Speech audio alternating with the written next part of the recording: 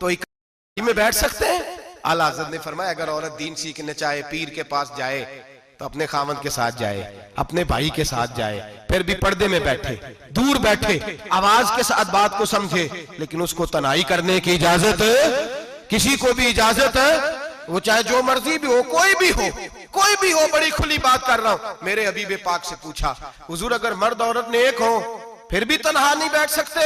میرے محبوب نے فرمایا اگر زکریا کے بیٹے یحییٰ ہوں اور عیسیٰ کی والدہ مریم ہو تو پھر بھی میں انہیں تنہا رہنے کی اجازت نہیں دیتا، پھر بھی انہیں تنہا رہنے کی میں اجازت نہیں دیتا، پھر بھی اجازت نہیں ہے۔ جب میرے رسول پاک صلی اللہ علیہ وسلم نے اتنی پابندی لگا دی، جب بات حضرت حسن بصری اور رابعہ بصری کی آ گئی، جب بات جناب مریم سلام اللہ علیہا اور جناب سیدنا زکریہ علیہ السلام کی آ گئی، جب یہاں تک بات پہنچ گئی تو پھر تو ماڈرن ہے، پھر تو زیادہ اعتبار والا ہے کہ تیری بیٹی یونیورسٹی ڈرائیور کے ساتھ جاتی ہے، پھر تو نے کہاں سے وہ اس کے اندر نور بھر دیا ہے کہ تیری بیٹی اکیلی گھومتی ہے، پھر کہاں تو نے یہ بات سمجھ لیا ہے کہ تیری بچی جہاں مرضی تنہا رہتی ہے، پھر تو کہاں سے وہ قوت لایا؟ یہ تعلیم ہے؟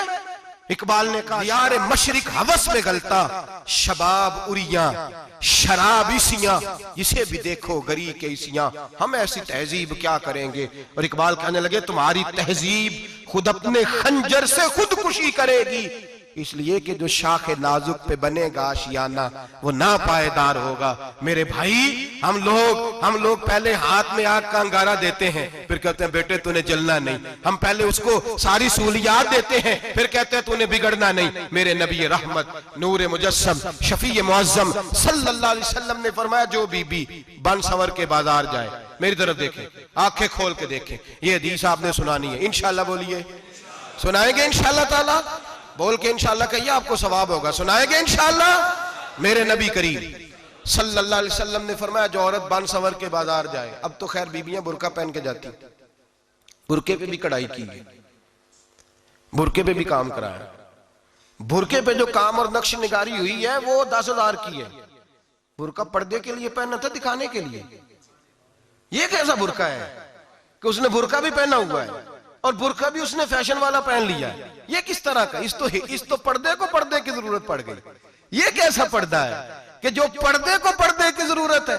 برقع تو اس لیے ہوتا ہے کہ مجھے دیکھے کوئی نہ، اور اس نے تو پہنا ہی اس لیے کہ ذرا لوگ دیکھیں تو صحیح میں نے کتنا قیمتی پہنا ہے۔ اس حجاب کو حجاب کی ضرورت پڑ گئی۔ میرے حبیب پاک علیہ السلام نے فرمایا بلا ضرورت، عورت کو اجازت ہے بیمار ہو تو ڈاکٹر کے پاس جائے، عورت کو اجازت ہے ضرورت پڑ جائے گھر میں سودا سلف نہ آتا ہو تو لینے چلی جائے، عورت کو اجازت ہے اگر گواہی کی ضرورت پڑ جائے تو پردہ کر کے قاضی عدالت کے پاس گواہی دینے جائے، عورت کو اجازت ہے حج پہ جائے، عورت کو اجازت ہے عمرے پہ جائے، عورت کو اجازت ہے کہ اگر کسی وقت جہاد کے لیے عورتوں کی ضرورت پڑ گئی تو حضرت فاطمہ اور جناب عائشہ کی سنت ادا کرے جہاد کو جائے۔ لیکن اگر عورت موج کرنے جائے اور روز کہے وہ دیکھیں نا فلاں پارک میں تھے آپ تو کبھی گئے ہی نہیں، فلاں جگہ تھے آپ کے پاس تو فرصت ہی نہیں، فلاں میری سرگودے والی بہن کا خامن تو روز لے کے جاتا ہے آپ نے تو کبھی توجہ نہیں فرمائی، روز پیغام دیتی رہے۔ میرے حبیب کریم سید عالم صلی اللہ علیہ وسلم نے فرمایا جو بی بی بن سور کے بلا ضرورت بازار جائے، نبی پاک علیہ السلام نے فرمایا ایک قدم وہ اٹھائے گی تو اس پر اللہ کی لعنت برسے گی، فرشتوں کی لعنت برسے گی، زمین والے لعنت برسائیں گے، آسمان والے لعنت برسائیں گے۔ اور میرے حبیب بولے تو فرمایا جب اللہ کی لعنت برسے گی تو میں بھی اس بی بی پہ لعنت ہی کروں گا جو بی بی بن سور کے جائے۔ اور آگے سن لیں میرے حبیب نے فرمایا اگر اس کا خامد راضی ہو اس کے بن سور کے بازار جانے پہ، آپ ناراض ہو جائیں، اللہ کرے اس بات پہ ہو ہی جائیں اور اللہ کرے بدل جائے نظام، جو خامد خود میک اپ کرا کے تیار کرا کے پارٹی میں لے کر کے جائے، جو سامنے والی فرنٹ سیٹ پہ خود بغیر نقاب کے اس کو بٹھائے، جو موٹر سائیکل کی پشت پہ خود تیار کرا کے بٹھائے، اور جو خود کہے تو چلی جانا جا تو شادی بھی تو دیکھا فلاں کام بھی تو کارا میں آزاد ہوں۔ میرے حبیب نے فرمایا جس کی بیوی بن سور کے جائے، جس کی بیوی میک اپ کر کے جائے، چیلم پہ بھی بیوٹی پارلر سے ہو کے جاتی ہے، جس کی بیوی بن سور کے نکلے وہ راضی ہو، وہ خوش ہو، بعض ایسے منع کرتے ہیں، ناراض ہوتے ہیں، وہ گناہ صرف عورت کے ذمے ہے، لیکن اگر عورت بن سور کے نکل رہی ہے اور خامد راضی ہے، وہ کہتا ہے ہاں ہاں ہم ماڈرن ہیں، ہم جدید دور کے ہیں، ہاں جدت اسی کا نام ہے، ہاں لوگوں کو پتہ کیسے چلے گا ہمارے پاس پیسے ہیں، کیسے پتہ چلے گا کہ 3 گاڑیاں ایک ابا جی کے پاس ہے، ایک بیٹی کے پاس ہے، ایک بیوی کے پاس ہے، کیسے پتہ چلے گا کہ ہم بہت تعلقات والے ہیں، ابا جی فلاں شادی پہ، بیٹی فلاں گھر میں اور بیوی فلاں گھر چلی گئی، ہمارے تعلقات زیادہ ہیں اس لیے ہمیں زیادہ جانا پڑتا ہے۔ میرے حبیب کریم علیہ السلام نے فرمایا عورت بن سور کے جائے، خامد راضی ہو، وہ جتنے قدم اٹھائے گی اتنے ہی اپنے خامد کے لیے جہنم میں مکان تعمیر کرے گی۔ فرمایا اس کے خامد کے لیے اتنے مکان دوزخ میں تیار ہو گئے، وہ جلایا جائے گا، وہ تپایا جائے گا، وہ جہنم کی آگ کا ایندھن بنے گا۔ اور میں نے شاید آپ کو درجنوں بار حدیث سنائی ہو، میرے کریم رسول نے فرمایا بی بی ایک ہوگی پر 4 آدمیوں کو جہنم میں لے کے جائے گی۔ یا رسول اللہ کس کو؟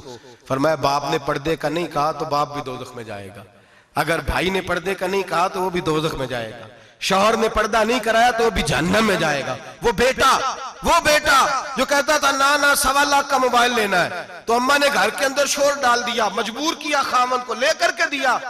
اس بیٹے سے پوچھا جائے گا تو ساری ضدیں اماں سے منواتا تھا، یہ تو نے کیوں نہیں کہا پردہ کر لے؟ اور اب تو بی بی ذرا 40 سال کی ہوتی ہے تو کہتے ہیں میری خیر ہے، میں بوڑھی ہو گئی ہوں، میری خیر ہے، روٹیاں ساری کھاتی ہوں، باقی سارے کاموں میں جوانوں کی طرح ہوں، پردہ نہیں میں نے کرنا، میری خیر ہے، فلانا تو میرے بیٹے کی طرح۔ ظلم کی حد ہے، ظلم کی حد۔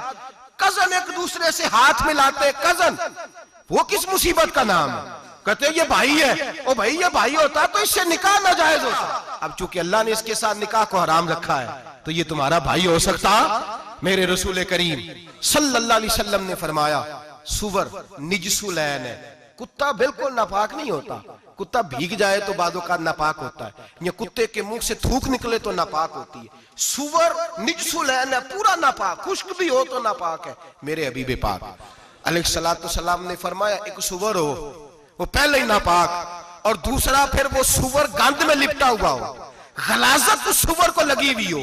فرمایا ایک تو سور جو نجس العین ہے اور پھر وہ گند میں لپٹ جائے، غلاظت میں بھر جائے، اس کے پورے وجود کو گندگی لگ جائے۔ فرمایا وہ سور گندگی اور غلاظت میں لپٹا ہوا تیرے جسم سے لگ جائے تو اتنا برا نہیں جتنا غیر محرم عورت کا وجود تیرے وجود سے لگ جائے تو برا ہے۔ کس قدر تفصیل دی، کہاں سے بات شروع کی اور کہاں میرے نبی نے سکھائی۔ کزن ہاتھ ملا رہی ہے، کزن کے ساتھ بازار جایا جا رہا ہے، کزن کے ساتھ فلاں کام ہو رہا ہے، کزن کو چچا کا بیٹا بھائی ہوتا ہے، اگر یہ سگا بھائی ہوتا تو اس کے ساتھ نکاح ناجائز ہوتا۔ خدا را آ جاؤ، لوٹ آؤ، واپس پلٹو دین کی طرف، لوٹو اس تباہی سے نکلو۔ یہ جو آگ ہے، یہ جو بے سکونی ہے، یہ جو تماشا ہے، یہ لاکھوں کمانے کے باوجود جو بے برکتی ہے، یہ بڑی بڑی فوجوں کے باوجود جو روز میتیں اٹھتی ہیں، یہ جو روز جنازے پڑے جاتے ہیں، یہ جو روز بیٹیاں بیوہ ہوتی ہیں، یہ جو روز ماؤں کے سہاگ لٹتے ہیں، یہ ہماری نافرمانیاں ہیں۔ ہم دین کے معاملے میں ہم لوگوں نے نرمی شروع کر دی ہے، ہم اللہ اور اس کے رسول سے بغاوت کرنے لگے ہیں۔ میرے حبیب کریم سید عالم نور مجسم شفیع معظم صلی اللہ علیہ وسلم نے فرمایا زنا صرف شرمگاہ کا نہیں ہوتا، حضور نے فرمایا آنکھیں بھی زانی ہوتی ہیں، کان بھی زانی ہوتے ہیں، زبان بھی زانی ہوتی ہے، بخاری مسلم دونوں میں موجود ہے۔ صحابہ نے عرض کی حضور زبان کیسے زانی ہوتی ہے؟ فرمایا جو نماز کے باوجود گند بولتا ہے، غلیظ گفتگو کرتا ہے، وہ زبان کا زانی ہے۔ اور فرمایا جو روز گند دیکھتا ہے وہ جتنی مرضی تہجدیں پڑھے وہ آنکھ کا زانی ہے، اور جو گندی باتوں میں لذت محسوس کر کے سنتا ہے وہ جتنا مرضی روز اٹھ کے مسجد میں جھاڑو دے وہ کانوں کا زانی ہے۔ میرے نبی نے فرمایا آنکھ کا زنا بھی چھوڑ دو، کان کا زنا بھی، بولیے کان کا زنا بھی، زبان کا زنا بھی۔ مسند امام احمد بن حنبل اٹھائیے، ایک صحابی نے عرض کی حضور نماز میں دل نہیں لگتا، میرا قرآن پاک میں دل نہیں لگتا، درود و سلام میں دل نہیں لگتا۔ آمنہ کے معصوم لال نے کیا جواب دیا؟ حضور نے فرمایا جا اپنی نظر جا کے پاک کر لے، اللہ کے نبی کا وعدہ ہے تیرا سجدے میں دل لگنے لگ جائے گا۔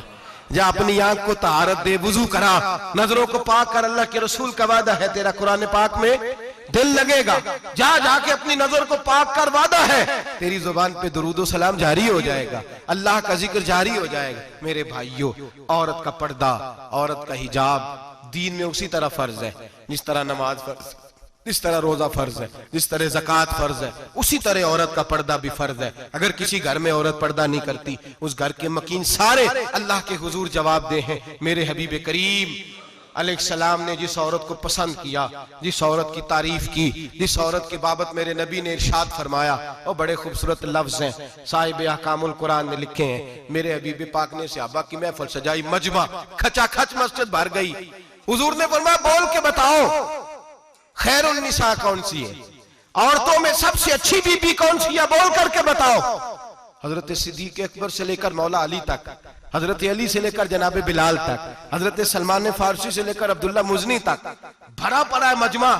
حضور نے فرمایا بولو سب سے اچھی عورت، سب سے اچھی عورت کون ہوتی ہے؟ ایک صحابی کہنے لگے حضور جس کی نماز قضا نہ ہوئی ہو۔ فرمایا وہ بھی اچھی ہے پر تم میری مراد کو نہیں پہنچے۔ ایک نے کہا حضور جو خامد کی تابع دار ہو۔ فرمایا وہ بھی اچھی ہے پر تم میری مراد کو نہیں پہنچے۔ ایک صحابی نے کہا یا رسول اللہ جو پاک دامن ہو۔ حضور نے فرمایا تم میری مراد کو۔ حضرت علی فرماتے ہیں جب سب کے جواب غلط ہو گئے تو میں قد میرا چھوٹا تھا، میں پیچھے بیٹھا تھا، میں گردن جھکا کے پیچھے سے نکل گیا۔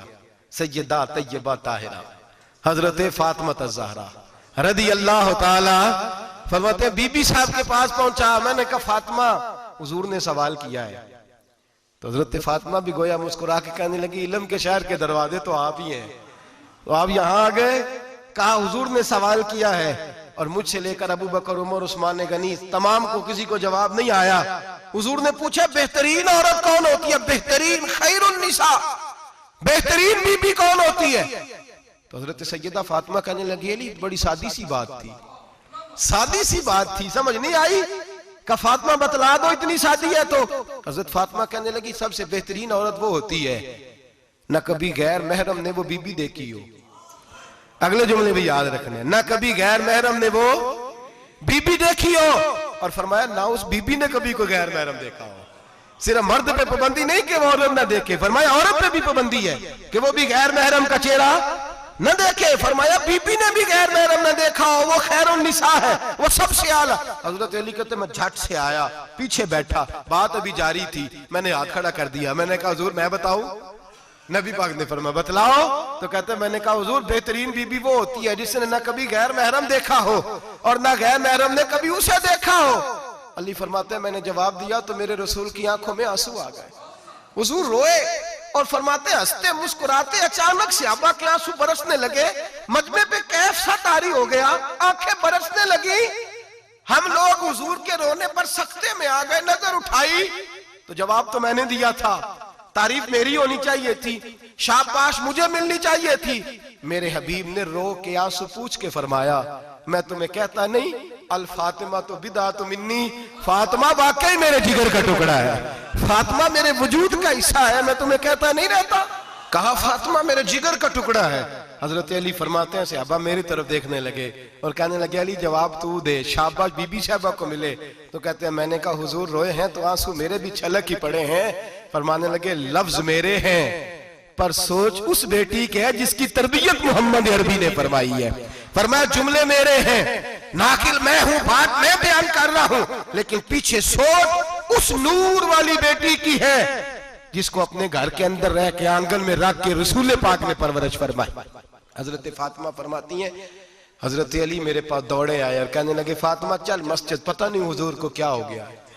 حضور رو رو کے بحال ہو گئے اور حضور حجرے میں رو رہے ہیں اور ہچکیوں کی آواز مسجد میں آ رہی ہے، چل ذرا چل کے حضور کی بات دیکھ کیا ہوا ہے، ہماری تو طاقت نہیں اندر جانے کی۔ سیدہ طیبہ طاہرہ حضرت فاطمہ جھٹ سے پردہ اوڑا، حاضر خدمت ہوئی، اندر گئیں، کہتی ہیں حضور کے کندھے پہ ہاتھ رکھا تو محبوب بیٹی کے ہاتھ کی ٹھنڈک محسوس کی، سر سجدے سے اٹھایا، فرمایا فاطمہ آ گئی ہو؟ حضور آئی، فرمایا چل بیٹی تو بھی ہاتھ اٹھا اور میری امت کی بیٹیوں کے لیے دعا مانگ، چل تو بھی ہاتھ اٹھا میری امت کی بہنوں ماؤں کے لیے دعا مانگ۔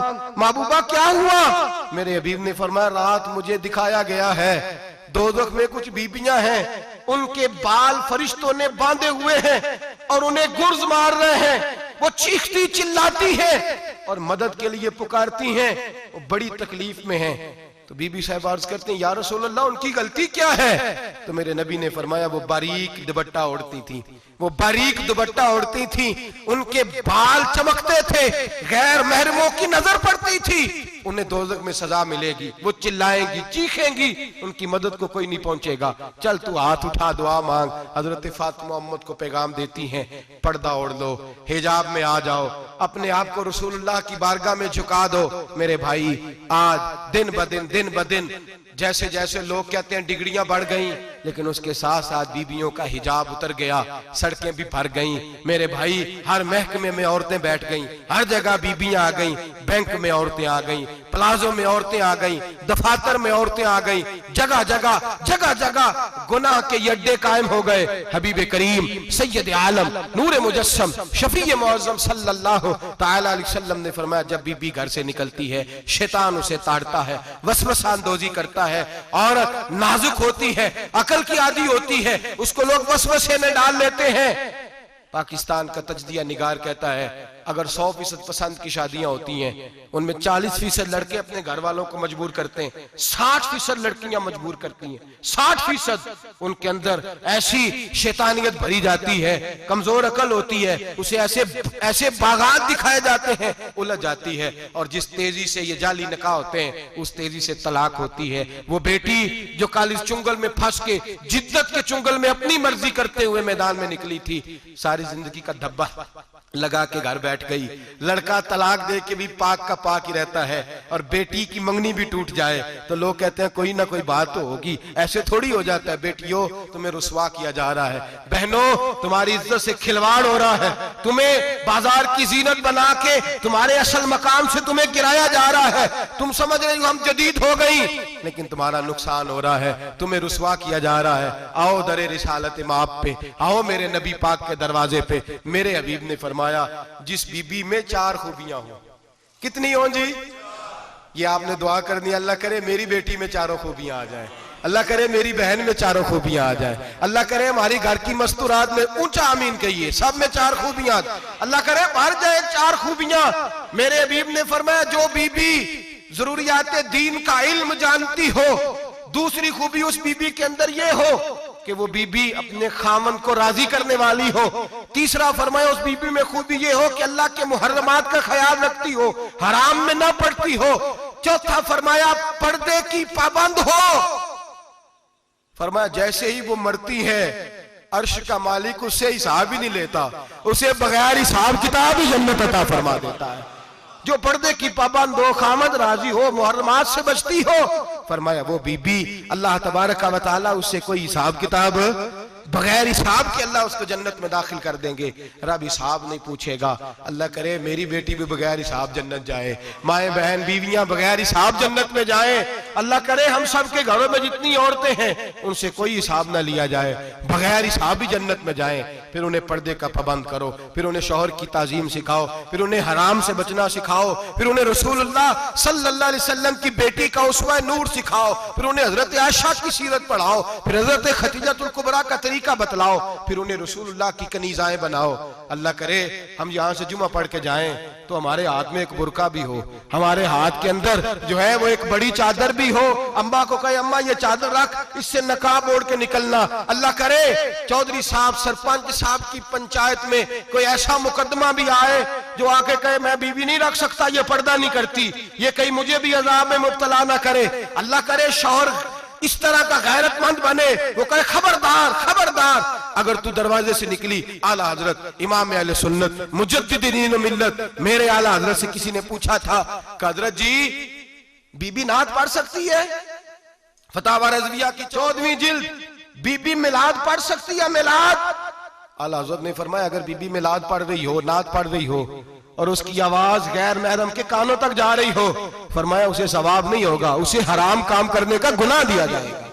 بی بی کو منع ہے، وہ نعت کی آواز بھی عورت کا ہی نہیں پڑھتا، دین میں تو عورت کی آواز کا بھی پردہ ہے، دین میں تو عورت کی حضرت سیدہ زینب حضرت فاطمہ کی وہ لخت جگر جو میدان کربلا میں امام حسین برابر کی شریک رہی سیدنا امام حسین کے ساتھ، یحییٰ بن معین کہتے ہیں میں 15 سال تک حضرت زینب کا پڑوسی رہا ہوں. 15 سال. گھر برابر ہوتا ہے نا, بندہ بی بی دیکھ ہی لیتا ہے. وہ بی بی کبھی پردہ ڈال کے جا رہی ہے دوائی لینے, کبھی نظر آ ہی جاتی ہے. کہتے ہیں 15 سال میں سیدہ فاطمہ کی بیٹی کا پڑوسی رہا ہوں, میں نے کبھی برقعے میں چھپی ہوئی زینب بھی نہیں دیکھی. برقعے میں چھپی ہوئی زینب بھی کبھی نہیں دیکھی. حضرت عبداللہ بن جعفر طیار جناب علی المرتضیٰ کے بھائی تھے, ان کے بیٹے کے ساتھ ان کا نکاح ہوا تھا. بیمار ہو گئی تو حضرت عبداللہ کہنے لگے زینب چل تجھے حکیم کے پاس لے جاؤں, طبیب کے پاس لے جاؤں. تو حضرت زینب کہنے لگی آپ جائیے میرا حال بتا کے دوائی لے آئیے.